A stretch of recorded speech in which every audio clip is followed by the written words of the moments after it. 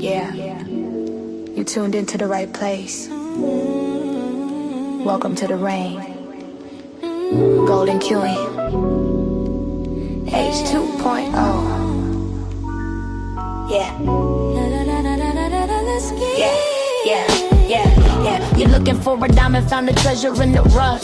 Tired of all the noise, cause you finally had enough. I'm here to build a movement on a mission for the nation. Dropping gems of knowledge, killing all the hesitation. We fighting for the truth, yeah, we fighting for what's right. Building unity and shining up a brand new light. It's a variety channel, but the vision's crystal clear. Pushing us all forward, conquering the doubt and fear. Welcome to the Queendom, it's 2.0 on your screen, where the content's real and smart and funny in between. This is more than just a stream, it's a platform for the change. Time to elevate the game and rearrange. If you're ready for a vibe that you can feel and trust, joining in the movement is a definite must. This ain't just another channel talking smack behind the screen. It's a spotlight for the creators, building up a better scene. Spreading radical love, that's the message in the code. Helping everybody carry up a heavy load. From social justice issues to the laughter that we need. Planting seeds of progress, watch them grow from just a seed. This is authentic, this is raw, this is everything you saw. Welcome to the battle that is truly being fought. Ooh, so come with your respect and see the real effect. Cause I protect my own right here on the throne. Don't make me envy. Unleash the dragon.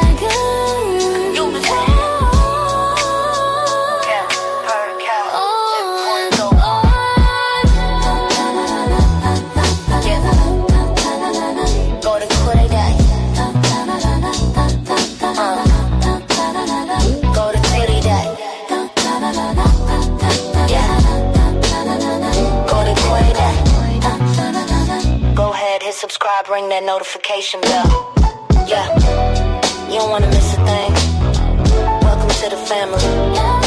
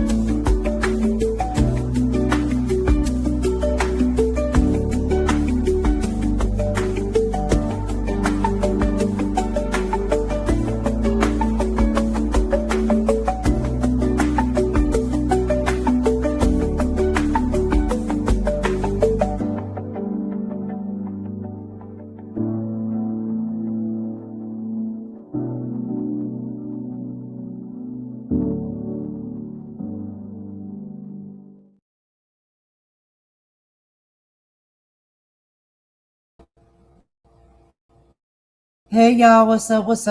It's your girl Golden. I am back. We got another video to get into, y'all. I told y'all I would be back this evening. And so I got a few things we're going to discuss. And of course, we're getting back into our political sector, y'all. We got to talk about a few more things that I seen come across the timeline that we really need to go over, okay? So right now it is about 8:30 p.m. and it is cold outside and there's snow outside. We're on the Eastern time in the United States and the Carolinas. I hope you guys are having a good morning, afternoon, evening, or night in whatever respectful time zone y'all are in. And I hope the weather is good there for y'all as well, because child, it is freezing here. I have not been outside all day. I have not wanted to go out. There is snow out there, and my son is excited because he wants to go out and play, child. But I was like, yeah, I don't think we'll be going out there today. Now, tomorrow is supposed to be a little bit warmer, so we'll probably go out or whatnot tomorrow, and I'll let him play in the snow. This will be his first year experiencing snow. So I do want to take him out so he can have that experience, but it's cold. I'm not excited about it. But anyway, y'all, we got a few things to get into. So we'll be talking about on tonight's docket some things going on with the FBI Director Kash Patel. Okay, and he is saying basically that the FBI had probable cause for the Georgia election probe.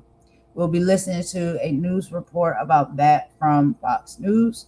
We also are going to be getting into Erika Kirk. She's panicking after a leak exposes her real agenda all along. We'll be listening to some of that from the Lauren Peritra show. We also are going to be getting into Trump and how basically he has lost the MAGA Bro podcasters, and now they think he's disgusting. So we're going to let our girls from I've Had It talk to us a little bit about that. And then we're also going to hear a report from MS Now, coming from Donald Trump's niece, who is speaking on Trump and saying that he can't let anything go that paints him as a loser, basically telling us a little bit more about his characteristic traits, his personality, and why he is the way he is and moves and operates the way he does. Of course, she would know, a close family member that has spoken out over the years against him and about him for his nasty work. Okay. So we are going to go ahead and get into that in just a moment. But real quick, we're going to take a song break because I just have to reset one setting real quick on the StreamYard. So let me go ahead and play this song for y'all while I reset that. And we're going to get into our first video about Kash Patel. I will be right back, guys. I do apologize for the technical difficulties.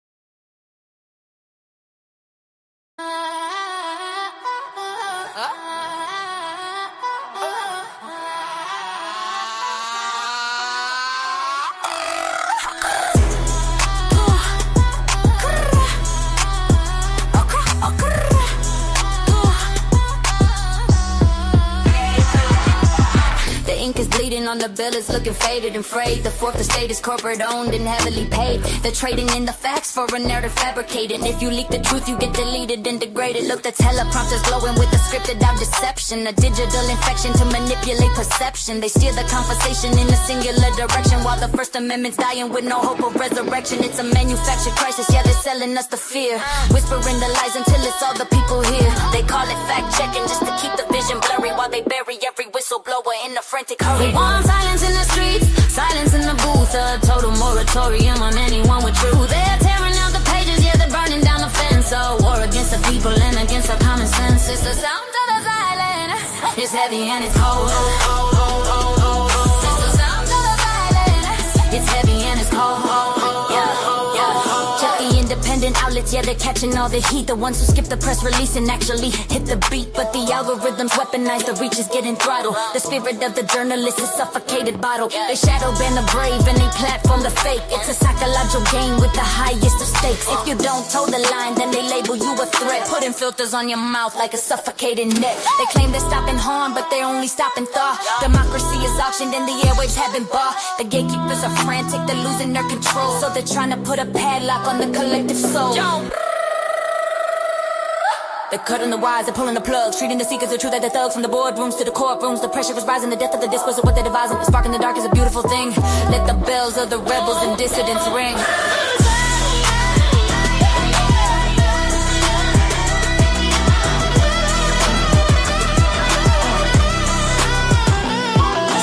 Price of peace if the cost is your tongue. The songs of the ancestors are waiting to be sung. They want us quiet, compliant, and staring at the floor while they're locking up the exits and they're bolting every door. But the truth is a frequency they can't fully jam. I'm a man with a mind, I'm not a ghost in their program. No more silence. The loudest thing in the world is the truth they try to hide. Keep the mic on, keep the eyes open. Keep the eye to the side.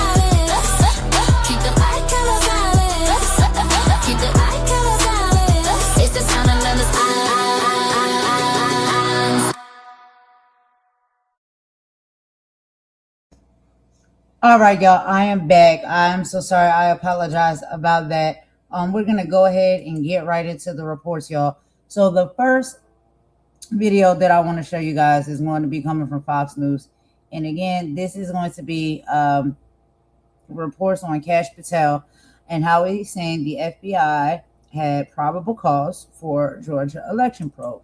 Let me give y'all a synopsis of what exactly is going to be discussed.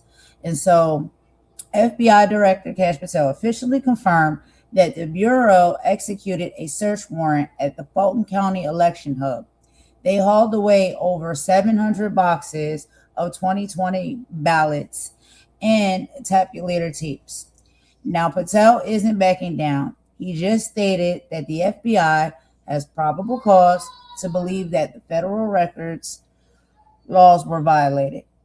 He's pointing to Section 20701 of the Civil Rights Act, claiming that the election officials failed to properly preserve registration records. But here's the kicker. The 2020 election was over 5 years ago. Democrats are calling this retributive law enforcement, but Patel insists that it's about cleaning up the system before the 2026 midterms. Is this a legitimate investigation, or is this a tactical move to seize control over Georgia's vote? We also going to be getting into, like I said, Erika Kirk panicking over these leaks. So we'll have to talk about it. Erika Kirk, who has taken the helm of Turning Point USA after the tragic loss of her husband, Charlie Kirk, there are reports now swirling that she is in a state of panic after a massive leak. This isn't just a rumor. Leaked audio from a private Zoom call released by Candace Owens allegedly exposes a real agenda that differs from the public-facing mission of her organization. Critics are saying the leak reveals a focus on optics and power shifting rather than the grassroots movement. We'll look at whether this internal strife will derail her recent endorsement of J.D. Vance for 2028. Also, the MAGA Bros podcast revolt. This might be the most surprising development. The manosphere is in meltdown. The bro podcasters who move the needle with young men in 24 are starting to distance themselves following the recent unaliving or pow-powing of the ICU nurse by federal agents in Minneapolis. Some of these influencers are calling the administration tactics disgusting. We're seeing public announcements from podcasters who literally are declaring war on each other over these high-pressure tactics. If the digital vanguard jumps ship, the administration loses its direct line to the youth vote. We also are going to get into the loser complex. So, like I said, Donald Trump's cousin, Mary Trump, is back with a psychological breakdown that is starting to go viral. She says her uncle is obsessed with the Georgia probe because he simply can't let anything go that paints him as a loser.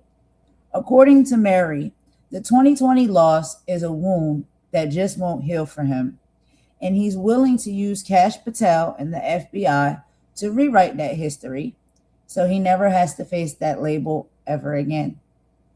We'll discuss if this winner versus loser dynamic is now the primary driver of the U.S. domestic policy. Let's go ahead, y'all, and get into our first report for the evening, and that's going to be Kash Patel.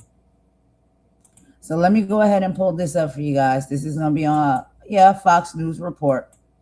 But, we try to keep it fair a little bit over here. So sometimes we'll play things from the left. Sometimes we'll play things from the right. I think we have to have that balance sometimes when it comes to reporting on these type of political topics. So let's go ahead and get into this reporting right here. But as we also know, Fox News seems to have taken a turn to where they're not necessarily tap dancing for Trump the way they used to. So anyway, that's neither here nor there. Let's get into this report, y'all, and I will meet y'all in the chat per usual.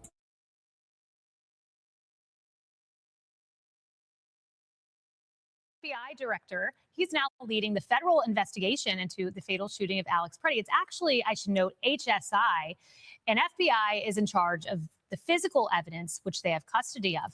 We spoke with FBI Director Kash Patel about this and a whole lot more, like a decline in homicides. And get this, mass shootings and school shootings across the country. Now, the controversy about the Biden's FBI Arctic Frost, that's in there too, and a trophy that this team awarded themselves. Plus, the new probe into the election offices in Georgia that were searched this week. We taped this interview earlier in the week. Take a look. Let's bring in FBI Director Kash Patel, who joins me now. Director Patel, I want to start with the news, and the news is out of Fulton County, Georgia. I know this is an ongoing investigation, but the FBI on Wednesday did obtain a search warrant to look at this Fulton County Election Hub to access physical ballots, electronic ballot images, and voter rolls. Is there anything you can share at this moment?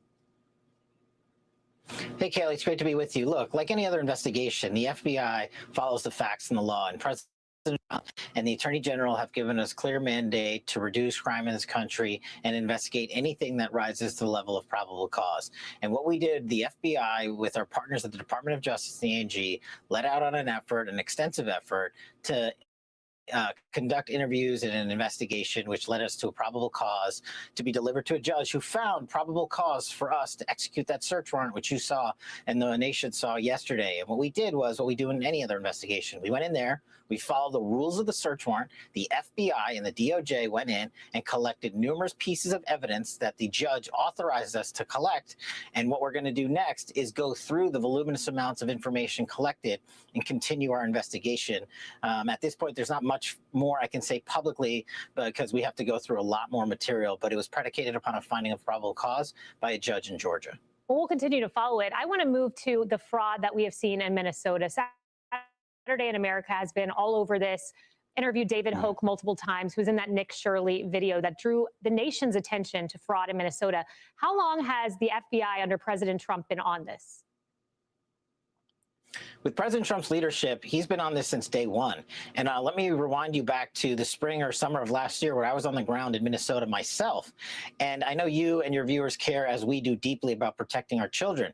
And the first place we started, the FBI that is what we call with this program, Feeding Our Futures. And we discovered a monumental fraud in Minnesota where individuals in the community and outside the community were fleecing the government for hundreds of millions of dollars. And last summer, we arrested, with our partners at DOJ, 75 individuals pursuant to federal indictments. So that was some of the work that catapulted us into this large-scale fraud investigation that has now captured the nation. And we have not stopped. We've been there since day one, and we're going to continue until we meet it all out. And we've surged resources in Minnesota to make sure that no one swipes money from children or any other American, and no government official, if any participated in this, will be apprehended.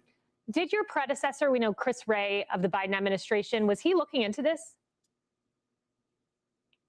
I can't speak for my predecessor. I can just tell you the work we've done under President Trump, which is historic levels of reduction in crime across the country. And that includes fraud, not just in Minnesota, but around the country. And it includes heavily investigating and following public corruption for those in elected office that break the law to rob America of their taxpayer dollars. I want you to listen to this for a moment. This is Governor Tim Walz. He has said, that he was cheated. He has admitted that fraud took place, but he's trying to have it both ways. This is him on, I guess, what they call MS Now. Listen to this.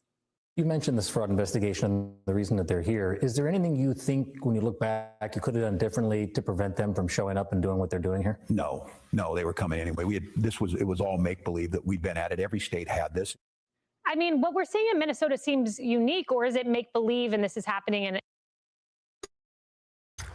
Bring out Goliath!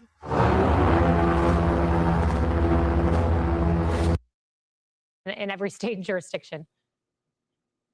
Well, thankfully, every state does not have this problem. I don't have another statistic to give you where we arrested 75 individuals in one summer for hundreds of millions of dollars of fraud related to a program that's supposed to feed malnourished children in underprivileged families. So I don't know what he's talking about. That's pushing it under the rug. And also, a fraud of this size, there should be state and local authorities alerting the FBI early on and participating in our investigation. We went up there and did it with the federal authorities and the DOJ, and we've continue to ask those in Minnesota and around the country of any information on this to let us know, because this investigation is not over. The size of the fraud continues to be exposed, and there will be more arrests coming. Final question on this. A DHS source has told us that they have located $700 million in bulk cash by Somali couriers going through the Minnesota airport. By way of comparison, just $3 to $4 million goes per year through JFK and DFW. That number was over a 2-year period. Is this something that you're looking into, or is this solely in DHS's purview?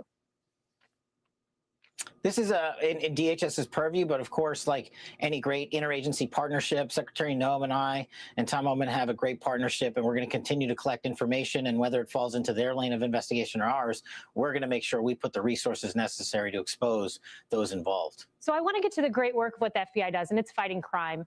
And by all means, you have been a resounding success. Homicides down to the lowest rate since 1900. Never thought I would see this when I was in Administration 1, the summer of love, they called it. And now look at these numbers. Mass shootings down to the lowest point in 20 years. I found out today, school shootings, the lowest point in 5 years. And as a mother, I'm very grateful to the work you guys have done here. I found this headline, New York City. There was supposed to be a school shooting. A young man posted on Instagram that he was going to shoot up a school. Within 2 hours, the FBI was in that New York City school, located a weapon in his backpack, and neutralized the threat. What do you credit to bringing down school shootings, something that has befuddled both the right and the left, but clearly not befuddled the Kash Patel FBI? Well, the credit belongs to President Trump for backing law enforcement and giving us the resources and saying we're going to protect our children. You're right. It was a great effort in New York with the FBI and the NYPD and our private sector partners, who are also very important to giving us tips and information about it. And yes, we thwarted it there in New York. Similarly, we did the same thing in Indiana and in Texas. And thankfully, we were able to thwart these school shootings before they happened. And the FBI remains very vigilant in our tip lines. We've had 1,600 tips related to school shootings and possible school shootings last year alone, and we were able to work with our state and local partners. That's the key, Kaylee. We go out there with the FBI, we get with the cops on the ground and our interagency and DOJ partners and say, we are going to prevent this at all costs. And one of the things that we are doing is highlighting the work we've done to protect our children.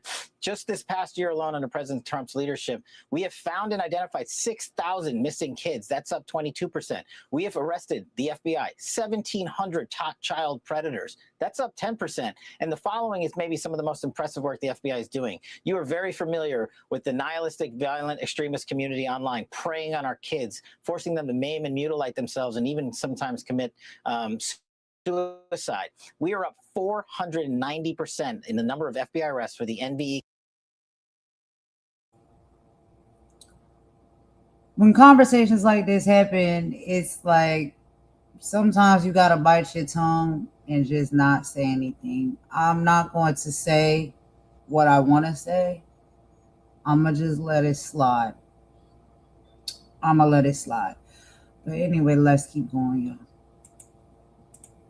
Community, and specifically that 764 network that targets our children, we're up over 30% in arrests related to the 764 network. Wow. And the credit goes to the interagency and the men and women in the FBI working together with DOJ to bring these perpetrators to justice. Wow, that's impressive. And as someone who, routinely covers these school shootings on Outnumbered every day at noon, and they continue to come, I want to thank you. That's a great service to our nation. I know we only have a few moments, but just two other things I want to get to quickly.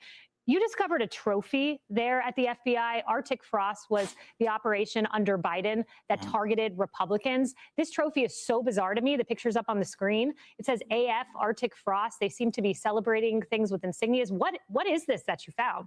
All this trophy shows is that the prior administration under Biden fully weaponized the system of justice. You know, you and I know all too well about Russiagate. And this FBI under President Trump exposed Arctic Frost, which was the improper and, if not unlawful, surveillance of members of Congress and other people. And the folks that were in the FBI, and let me make one thing clear, these people are no longer here. They've been terminated. We found them, we exposed them, and we got rid of them. Instead of focusing on violent crime and protecting our children and protecting our national security, they were too busy making trophies. So we felt it appropriate to show literally what the Biden administration's FBI was doing versus the Trump. They're making trophies, and we're safeguarding our kids and our future.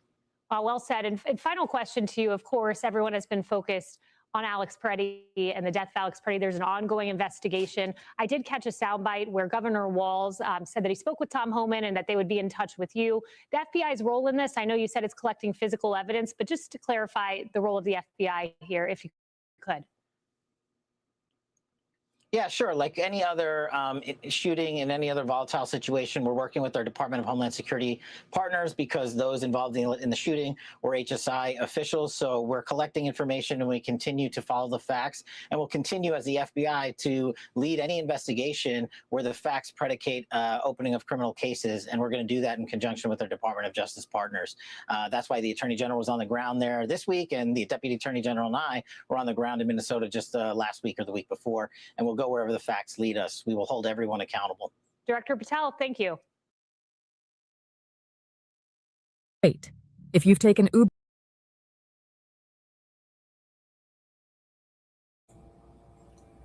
All right, y'all. So that was just a brief report there, you know, from Kash Patel, as we could hear.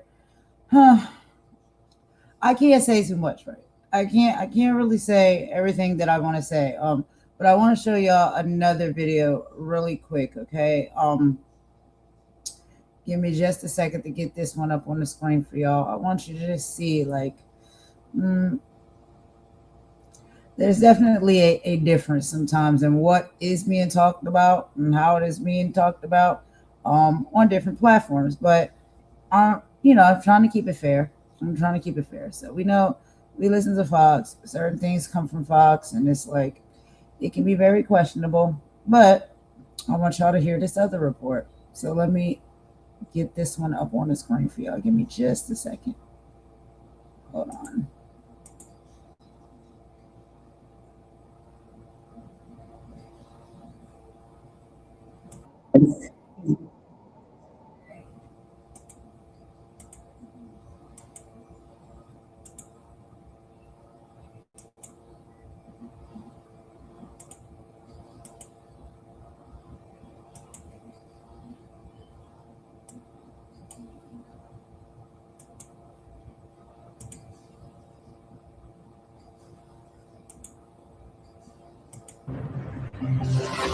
We're coming back for some brand new breaking news. MS Now has just learned that FBI Director Kash Patel may be out of a job in the coming months. 3 people with knowledge of the situation say President Trump and his top aides have grown tired of Patel and the unflattering headlines he's been generating recently, including using a government jet to visit his girlfriend and enlisting a SWAT team as her security detail. Joining us, MS Now Justice and Intelligence reporter Ken Delanian and MS Now White House reporter Laura Barone Lopez. Both of them broke this story along with Carol Leonnig. Ken, give me more. Well, Katie, I should say, first of all the qualifiers apply here. With Donald Trump and personnel decisions, you never actually know exactly what's going on. But we are being told that Kash Patel, the FBI director, is on increasingly thin ice. And the president is considering replacing him by the end of the year with Andrew. Okay, hold on, because this one escalated fast. 1 minute, Kash Patel is doing interviews and brushing off criticism. The next, you've got multiple reporters saying the White House is quietly losing patience, Congress openly challenging his explanations, and federal judges pushing back in a way that makes people inside Washington noticeably uncomfortable. And when judges start doing that, it usually means something deeper is going on. Let's start with the part most people gloss over. This isn't just about bad optics or awkward headlines. This is about trust, credibility, and whether the FBI director is telling Congress the full truth about why some of the most sensitive documents in recent history are still locked away. According to reporting from NBC News, Free people familiar with the situation say President Donald Trump and senior aides are increasingly frustrated with Patel. Not furious, not panicking, but tired. And in Trump world, that's often worse. The frustration isn't just political. It's personal, practical, and reputational. The complaints range from headline-grabbing behavior, like using a government jet to visit his girlfriend and arranging a SWAT-style security detail for her, to something far more serious. Patel repeatedly getting ahead of investigations on social media, tweeting details before the rest of the government had signed off. That includes commentary tied to the Michigan terrorism case and the aftermath of the Charlie Kirk assassination attempt, moments where federal officials typically move with extreme caution. Behind the scenes, Justice Department leadership has reportedly been irritated for a while. Pam Bondi, Todd Blanche, people who don't usually air disagreements in public. They've denied tensions outright when asked, but according to reporters, that denial hasn't stopped the annoyance from building. And now, sources say the White House is starting to feel it. The former Attorney General of Missouri, who is acting now as co-deputy FBI director, along with Dan Bongino. And it's for all the reasons that you just said and others.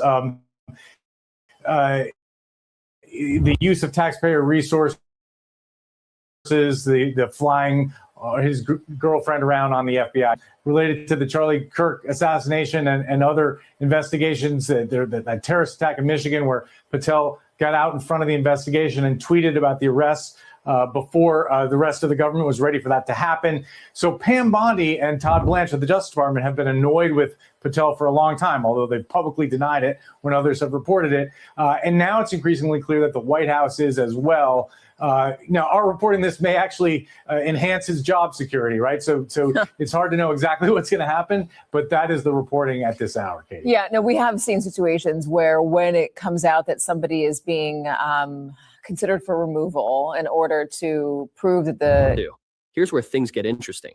The name being floated as a possible replacement isn't random. Andrew Bailey, the former Missouri Attorney General and now acting co-deputy FBI director alongside Dan Bongino, is someone Trump allies see as steadier, quieter, and far less likely to generate the kind of headlines Patel keeps attracting. That doesn't mean Patel is gone tomorrow. With Trump, personnel decisions can flip overnight.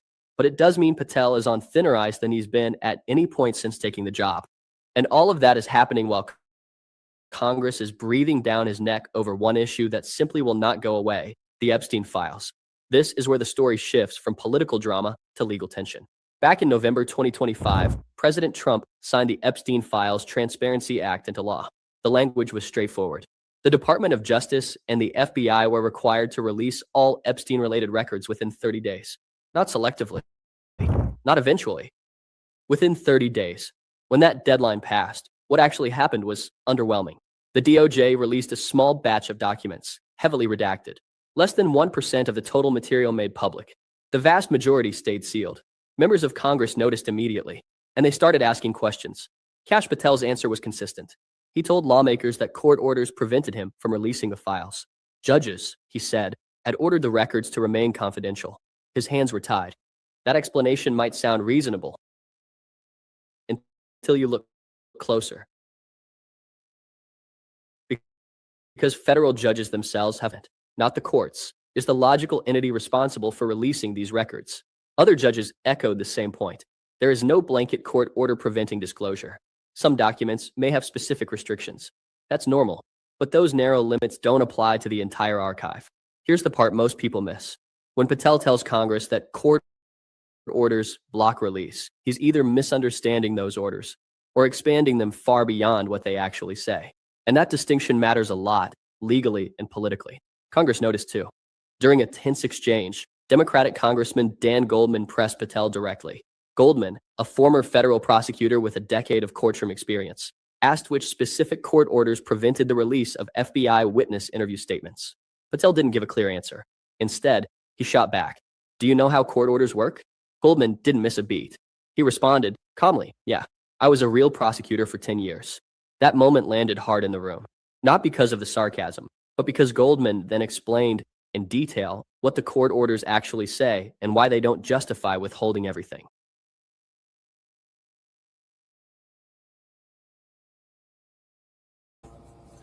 All right, so I just wanted y'all to hear a little bit of that before we get into the next video.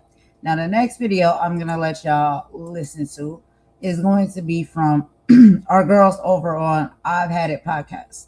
And they're going to be talking about how the MAGA Bros podcasters basically are now turning against Donald Trump and calling him disgusting. Okay, so all of this stuff ties in because this information is all pouring out at the same time. And all of these people have been in cahoots together, working together as a team. They now all are scraping and scrounging and basically going against one another to save each other's tails. So let's go ahead and get into this next video, y'all, and listen to this.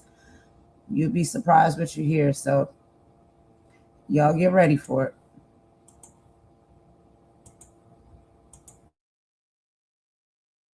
All right, Donald Trump is bullying and harassing his supporters online, and all historians and scholars that we've spoken to tell us that autocrats have particular disdain for their supporters. And here's case in point. Main post, this is insane. Trump PAC is threatening supporters with ICE raid if they don't donate. And so here's an email from Pudding Boy, whose brain is totally cooked. I reached out last week about my citizens only survey. Your file says you're a top MAGA patriot, but my records to my survey still say response pending. Don't tell me you're an illegal alien. That cannot be true. This is your final moment to prove me wrong. Please. And then it's like, are you a proud American citizen or does ICE need to come and track you down? This is unbelievable. And here's all I have to say to this is the Republican Party during Nixon, and his crime seems so quaint now and so pedestrian at this point compared to everything that Pudding Boy and the army of psychopaths are up to. Just this alone, number one is so white trash. Number two is so toxic. Number three, are his supporters, I guess they're really this stupid. You know, like if you throw in, like, could you imagine if Obama sent something out like that? Could you imagine if Kamala Harris or Joe Biden sent something out like this? No. Could you imagine? And then all of these corporate TV channels have all of these people on who sit there and act like Donald Trump has decorum or he just has a different governing style. And it's like, he is an unhinged, toxic psychopath surrounded by even more unhinged, toxic psychopaths, because at least maybe there's a little bit of cover that like, okay, he's got dementia. Right. Stephen Miller doesn't. Right. JD Vance doesn't. They're just hateful and psychopaths for sport. Well, here's the thing. You know who else held Nixon accountable? The press. And that's why he's systematically dismantling the freedom of the press. I mean, look no further than Laura Loomer is now a credentialed agent at the Pentagon. But my thing is, where is this money going? He's a lame duck. He's turned out. So this is a clue as much as anything he's done. I'm sure it's going into his pocket, but it has to go somewhere before it goes there. And he's acting like he's campaigning again. That's my thought. We need to get all money out of politics. I mean, the election should be publicly funded. This is the amount you get. This is the amount you get. You have 2 months.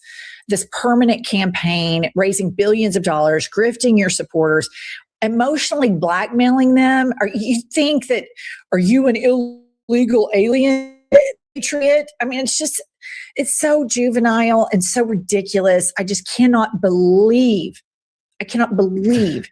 that we have to get on this and talk about this, that we have to get on our YouTube channel and talk about him sending these toxic emails to his supporters. And you know what? I bet a bunch of people donated. It's just insane. I'm not an illegal alien. I don't want him to think I'm an illegal alien. All right. And so obviously a lot of people are late to the party on this. A lot of people during the last presidential campaign got intoxicated by Trump's campaign. They got intoxicated by the fight photo, which I'm now going to go on the permanent record. I think he totally staged the assassination. I've watched it.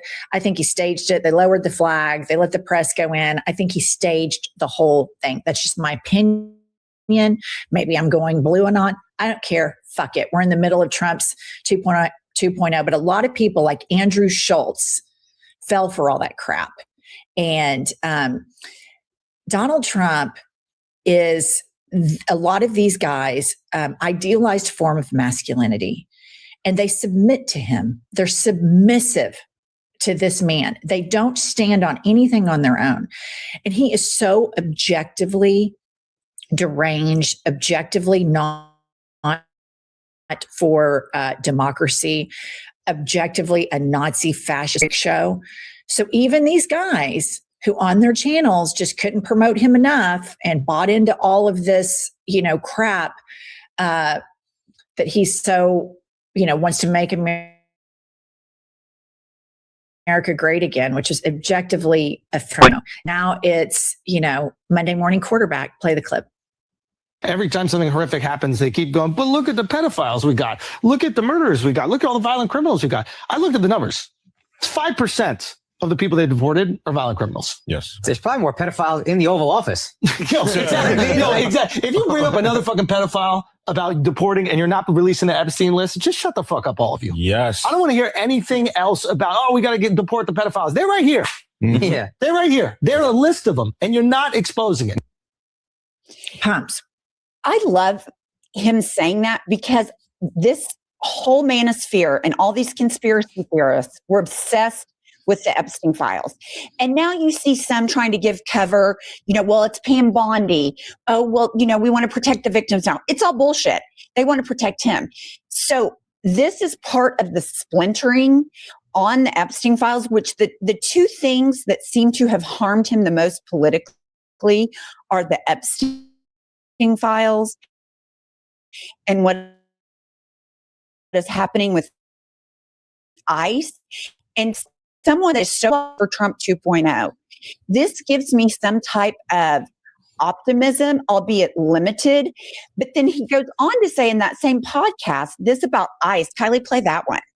About what happened in Minneapolis. ICE murdered an American citizen in cold blood, and then the Trump administration. Yeah. That's it. Yeah. Plain and simple. Yeah. I see the administration trying, and it's fucking disgusting. Yeah. It's like they didn't even have a moment where they're like, hey, we're reviewing the footage. We're going to try to see what's really happening.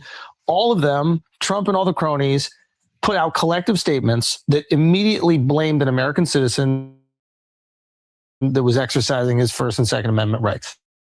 Right? He has the right to protest. He has the right to carry a firearm. He's a legal gun owner, right? Mm-hmm. There's no question about this whatsoever.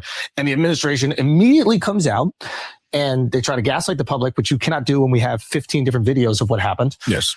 And that is what they do, though. But what I have to say about this is I sometimes can be like, which is not helpful. And so I just want to say this out loud because I know a lot of our listeners are probably thinking what I'm thinking right now, like, fuck Andrew Schultz. When it mattered to have conviction, you didn't. You propped up a guy who this pedophile stuff and all of these people wasn't new. Mm-hmm. And you just thought it was the Democrats at the time. But the rest of us who read objective news knew that he was in the middle of them, that he was friends with Jeffrey Epstein, that it was under his DOJ that Jeffrey Epstein committed, quote, suicide. And so I want to say, fuck you, Andrew Schultz. And so I get how any listener feels that way, but cooler heads have to prevail. And when people arrive at this resistance, no matter where they were during the vote, and that vote can still piss you off. You can have a compound feeling. Like, he pisses me off. He was such a prick to platform him, to get intoxicated on the faux testosterone of this movement and worship a man who wears a full face of makeup every day while he sits there and goes, I weave. And everybody's like thinking it's hilarious. So that pissed me off. But at the same time, welcome to the resistance. Like, this is serious. This is serious. And he has a large audience. And he made perfect sense there. Mm-hmm. Everything he said made perfect sense. And so the petty person in me wants to browbeat him for all the fuckery while Kamala was running against him and he couldn't see how qualified she was and what a better choice she would have been, and just leaned into the misogyny and propped up this criminal dictator that wears a full face of makeup every day. And it still fucking pisses me off just saying it right there. but he's here now. And so as we move forward and these fissures explode all over the place, I have to put on my big girl panties and say, we agree now. Right. We agree today, because it's going to take people like Andrew Schultz to put this type of logic into people who get their news from podcasts only. So Andrew Schultz, welcome to the resistance. And the bravest thing you can do, my brother, is stand up for marginalized people and stand up for women, because this administration is cruel for sport, for absolute sport. And there's nothing masculine about that. I completely agree and think that's very well said. I probably don't agree with Andrew Schultz on anything, but I think when I see this, I think if even 100 of his listeners out of the millions, if even 100 change their mind, then that's going to flow to, maybe 5 people that each person knows. I mean, these cracks are starting small, but they will get big, and they need to get big. I totally agree. Okay, here is a post of a guy, MAGA guy, that's embarrassed by Trump. Pop this up. Eric Spracklin has the American flag in his bio, of course. I've never been more embarrassed to have been a Trump supporter for the last 10 years than I am right now. I lost countless friends and alienated myself socially in the process. Politics just ruled everything around me. I thought he was different. I really did. I was wrong.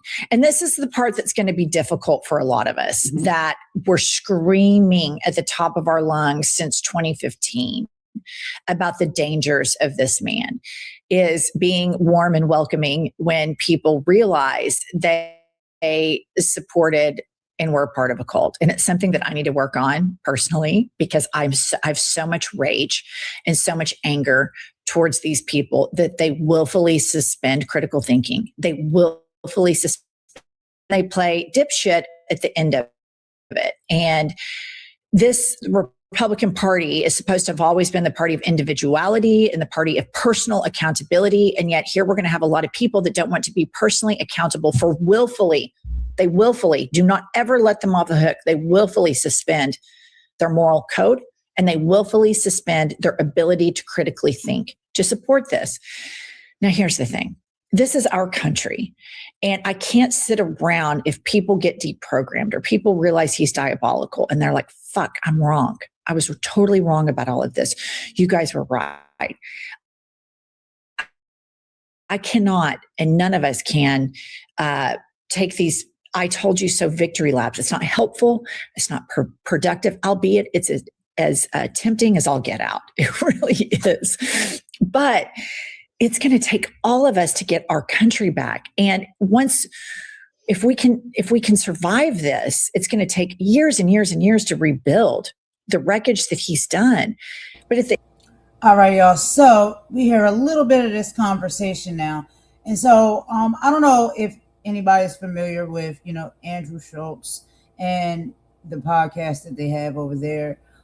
It's not one of my favorite. I don't necessarily listen to them. I've heard some of the things that they have said before on the podcast, like clips and things like that, and seen some episodes. And I don't really necessarily care for them. They're not my cup of tea, but they may be someone else's. But I did want to play this next piece of audio for you guys, because we do see that there's a lot of people that are switching up. We do see there's a lot of people that seem to be jumping ship, and now all of a sudden their talking points are going in a different direction. And I don't really know how to feel about that. I feel like, yeah, change is possible. I think, we have heard the infamous MAGA Minaj say that people get to change their mind. But I do just believe that, all of this is a little performative to me when it comes to certain groups, because of just how hard and 10 toes down they were when Trump was saying the things he was saying initially and moving the way he was moving initially. And then it's like now all of a sudden people are, oh, it's so disgusting. Oh no, we can't tolerate this. Oh no, he's a nasty piece of work, but he has been that way. And he told people exactly what his intentions were and what he wanted to do. And a lot of people just laughed right along with it. You know, they didn't care. It's almost like they were on board as well. And so I want y'all to listen to this part of the conversation from the sit down from a year ago with Andrew Schultz and Trump. And this is a conversation at this point of the podcast where they were talking about immigration. I want you to listen to exactly what Trump was saying. I want you to listen to what their response was to that and their actions and their energies. Listen very closely. All right, here we go. We are a nation in decline, whether you like it or not. I hate hearing that. I know. I hate that. It. Hurts me. That hurts me. As a proud American, I well, what you like though is, but we're going to be greater than ever before. So that's, I think, the messaging that I think. Yeah, I think that's really nice. Well, that's to hear. my ultimate message. But you can't avoid the fact that we've allowed 21 million people into our country in the last 3.5 years, and I don't know your persuasion. I don't know if you guys are liberal or what, but nobody can be happy with 21 million people openly walking into a place we don't know. And it was released last week that 13,000 of those people are murderers. 13,099. 13,000 of those people are in prison. They're incarcerated for murder, and they let them out. I think you have support on this, though. I think everybody, tremendous support, regardless. I think I'll let you know. I'll let you know on November 6th if I have support. But the I day don't after think, the election. I don't think November there's 5th, the most important day. Yeah, no, I think people agree and they want a strong border. And I think I don't think that's an issue that's like tearing the country apart. But I do think that there is something. There are some people that want to open, and they're either. But they're like politicians that are getting some sort of reinforcement through this. The average American, I don't think is going. Well, we they hate need our an country. open board. Yeah, I think only a person that hates our country, actually, maybe it's a down deep hatred, can want open borders. So we took in more than 21 million people in the last 3.5 years, and we have no idea where they even come from. They're terrorists, they're drug dealers. You know, in Venezuela, and it's not just South America, but take Venezuela. They've taken their criminals off the streets of Caracas, which was a very dangerous city. You couldn't walk across the street in Caracas and get a loaf of bread. Right now, it's a safe city. Their crime is down 72%. They've taken all of their criminals, almost all of them, and they brought them into the United States and dumped them. Yeah, that's not ending well. You know where some of them went? To Aurora in Colorado, and they took over the town. They took it over. The whole town? Oh, pretty much, yeah. You know how they took it over? With guns. If they went into the real estate business, like me, I had to go to a bank and borrow. Yeah. They went in with guns, MK-47s, or they went in with would have been so much easier. Weapons like nobody's ever seen before. You know, I think most people they went in with board. military-style weapons. They've taken it over. But I think most people are on board with deporting any illegal that has committed a crime. Yeah. Like I think there's bipartisan support of that. I think the tricky thing comes, and honestly, I have empathy. Like you're a business owner. Yeah. There's been people. I'm not trying to out you, but like there's been people I'm sure that might not have had like legal citizenship that have maybe worked in various businesses. that's true. And it's like, you know, I've definitely been taken care of as a kid by people that weren't legal, babysitters and stuff. So there are people that maybe would like a path to citizenship that I have a lot of empathy for. You have to start with the criminals. Agreed. Okay, look. But maybe we can. It's very tough. Maybe we can open our hearts a little bit to the people who are trying to be, you know, good, hardworking Americans. And you know what's going to happen? You're going to be in the midst of this. Now, you know, Dwight Eisenhower was sort of a moderate, General Eisenhower. Did you know that they had 8% generals, president of the United States, 8% were generals, 92% were politicians, and then you had Trump. See, that's a weave. You know, we go off into I like that. Because now I'm like, where are we weaving to? I'm into this. No, think of it, because we're talking about generals, and then you get back onto the general. There you because go. what I was going to say is that Eisenhower. I like the play-by-play for the week. No, it's good though, isn't it great? We're going to. We mention Eisenhower, and then I say he was a general, 8% generals, 92%, and now you go back. Okay, it's part of the weave. You know? Then you go back. No, you got to keep it all together. You got to be sharp. If you're not sharp, you're dead. Think of it. Think of it. No, but think of it. So we have 92% and 8%. Nobody, no admirals, and no business people until me. So now we have me. I'm one. Yeah. So I'm. And then maybe things change after that. Here's No, I think it will change. There'll never be another business person that ever does this. Okay, here's a because question. I've been treated so badly that I think that no person of success. Don't forget, my whole life was deals. Most guys are stiffs. Yes. Like they'll run for office. There's no deal. There's no nothing. You can't get yourself in trouble much. Yeah. You can be a crooked politician, which some are. Yeah. But basically, I do so many deals. I do hundreds of thousands of pages of documents a year, you know, when I'm really in the mood, right? Yeah. And if they find one page, I got myself a problem politically. Yeah. Okay. Look at it. They went after me for years on taxes. Yeah. Years. Yeah. They went to the United States Supreme Court. I gave them tens of thousands of pages, and you never heard about it again. Well, that is what often happens, which is probably incredibly frustrating, which is lobbying an allegation. And then when it's proven to be false, they just move on. Oh, they don't even write about it. I called the New York Times on something. I was right. And they The said, Russian are thing you going to do? was wild. Yeah, Like- the Russian hoax. Yeah. Well, I'm suing Pulitzer. You don't know this. They got a Pulitzer Prize for their New York the Times, hoax? Washington wow. Post. Yeah, for the hoax. They got the Pulitzer Prize. Yeah. So the writers got Pulitzer Prizes for their brilliant coverage of the Russia hoax. But Interesting. it turned out to be right. So Yeah. we wrote a letter to the Pulitzer Prize, right? You know, the committee, it's a big foundation. Yeah. And we said, it's a lawsuit that's going on right now. And we said, we demand that you take back the Pulitzer Prizes. We demand a apology. Yeah. Because you're actually, by leaving them, you're sort of saying it happened and it didn't happen. Everybody now is You're giving it rewarding up. the lie. Yeah. So I sued them. They said, well, we did what we did. That's okay. That's all right. So I sued them. Mm-hmm. And they've got themselves a big problem now. Yeah. And this suit's moving along. And I think we're going to win that suit easily because they gave people Pulitzer Prizes that were wrong. Yeah. You know, Sorry, there's one thing I want to give you, a rumor I'd like to give you a chance to dispel, and then one question, if you have time, I'd like to ask selfishly. Rumor, the far left, I think, says this thing that, if Donald Trump wins, he's never going to cede power. Then they have some clip of you saying, just vote for me one time, you won't have to vote again. I don't believe this is true. I want to give you a chance to publicly say that's nonsense, just so you can publicly speak to any moderates out there. So what I said, Christians tend to vote at a very low percentage for some reason. And so do gun owners. Would you believe it? The NRA, gun owners tend not to vote. Maybe it's a rebellious thing. I don't know. Maybe.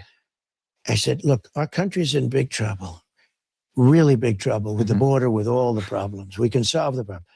But vote this one time. After that, we're not going to need it to. This is the most important election in the history of our country. Vote for this most important election. And then if you don't want to vote, we're going to have elections, but you don't have to vote because it's going to go along swimmingly. That's how I interpreted it. That's how they interpreted it too. They know what you you're got to saying. vote this time because we can't wait 4 years. Because you know what? In another 4 years, like we've just had with this clown that's a president, that's just a clown, a foolish man. Don't forget, he was a stupid man 25 years ago. He was never a smart man. He's run many times. Isn't it amazing? He's run many times, and he gets it when he's in serious decline. Okay. But anyway, so everybody knows that. Okay. And that's what I meant by it. Yeah. It means we got to fix it. Yeah. And then it's going to work beautifully. It's going to run beautifully. We're going to have elections every 2 years and every 4 years. It's going to be great. I just want to give you a chance to say that to And what was moderates. your second And if I thing? could ask one question. Everybody I speak to, every race, creed, whatever, they don't just like you, they love you. And I talk to people on both sides about your policies, and a lot of people that like your policies. The China tariff that's still in place right now is an example of policy that people love.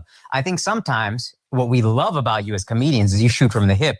But then that gets twisted into this rhetoric that adds gasoline onto everything. So the one thing I would like, as I think a moderate person, is maybe if you get elected, would you be a little bit more mindful of how powerful your words are for better and for worse? I will. And I'm going to think of you every time. Let's go. I might actually vote. No, it's true. I understand that. Sometimes they say, could you be a little bit more? But you're doing a lot of things and you're solving a lot of problems. I stopped wars that nobody will ever know about. They won't write about, but countries that were fighting each other and didn't affect us much, but they did business with us. I called up two countries that have fought for thousands of years, killing each other for years. And I said, you guys are at it again. I heard it was going to start up. I stopped it when I first came in. And I said, listen, here's the story. if you go to war with each other, I could give you the details, but I don't even want to bother because it's nice now. I said, you're not going to do any more business with the United States. I'm going to cut you off 100%. And if you do get through, I'm going to charge you 200% tariffs. You won't be able to survive. So work it out. Work it out. You know, it was a country that split and they've been fighting for years, the two halves. So that was, I think, like thousands. I get a call and I forget about it, but I had a rough call with them. And I said, I'm going to charge you tariffs and you're going to be cut off. No more business. And if they don't have the United States, it's a problem. Yeah. And we have to keep it that way. We have to keep our country strong so we can do this. I mean, if our country is weak, we don't have that. You know, if we keep getting weaker and weaker, which is happening, we're not going to let that happen. So I get a call 2 days later. Sir, we've worked it all out. Thank you very much. And I go about my business. I saved thousands of lives, hundreds of thousands of lives. They've been killing each other for years, for centuries. And I saved thousands of lives. And nobody writes about it. Many people don't even know that's the reason, you know, things are good. And I had it out with them. I said, you guys are crazy. You do that, no more doing business with the United States. You're cut off 100%. You're dead. You're not going to do 10 cents worth of business. And I even said the tariff thing, but the first was actually even more powerful. And that's it. I forget about it. I go about doing my business. 2 days later, I said, congratulations. So what, on what? So-and-so and so-and-so, they're not going to have a war. They made peace. I've done so many things like that. And none of them hit the news most cycle. Of them aren't. None of them are noticed. No, most of them aren't really known. You know, I've made countries do things for us because they were treating us unfairly. And I've gotten things for our country that nobody else, I really think nobody else could have done. But I enjoy doing it for our country. And you know, just to get back to where you originally started, I want to make America great again. I want to make it so great that people won't question it, so that people can say what you just said, that, no, it's great. I don't want to have a question. Why should I or anybody else say, no, it's not great anymore? I don't want to be in that position. I think I want to make it so that when you ask a question like that, we can say, well, it's a great, great country. We love our country, but we can do a couple of little things. I think we need that. I'll put that in our, we want to put that in our basket. I love that. And well, first of all, thank you so much. This is an honor. I would be remiss to not even bring this up. You've said that you want to have peace in these places, not just Russia and Ukraine. It's obviously the Middle East. I know that is a very tough task. I don't think maybe you get enough credit for what you accomplished and your administration accomplished with the Abraham Accords. The Abraham Accords, and they did nothing. Again, Iran was willing to do a deal. I would have had a deal with Iran within 7 days after the election. I actually said, let's delay it till after the election because I was sure we were going to win the election. But things. All right, y'all. So I just wanted y'all to hear a little bit of that. We're going to go ahead and take a quick song break, and then we're going to get into the Erika Kirk story and why she is in a panic, okay? So we will be right back after this song break.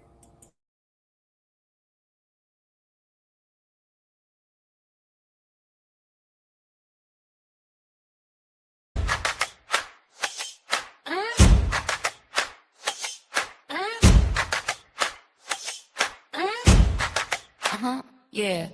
They thought we were sleeping. Walk out! Walk out! Walk out!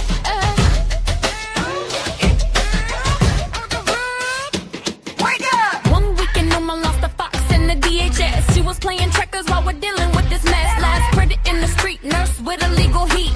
Holstered in the holster, but they killed them for the feet. Yeah, the surges hitting cities, call it metro, call it war. They're knocking down the Constitution on the bedroom door. Bleep is split. Massey screaming, what's the price? A new one's on the stand, yeah, she's skating on the ice.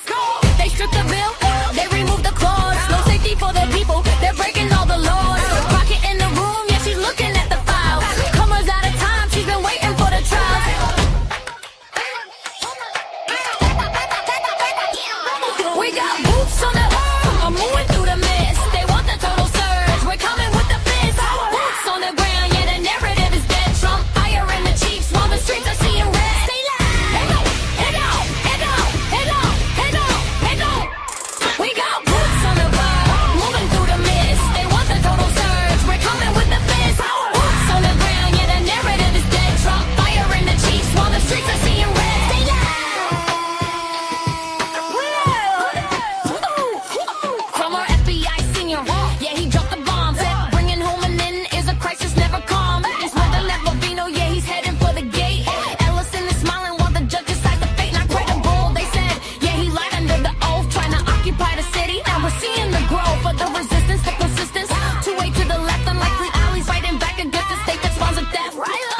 Listen close.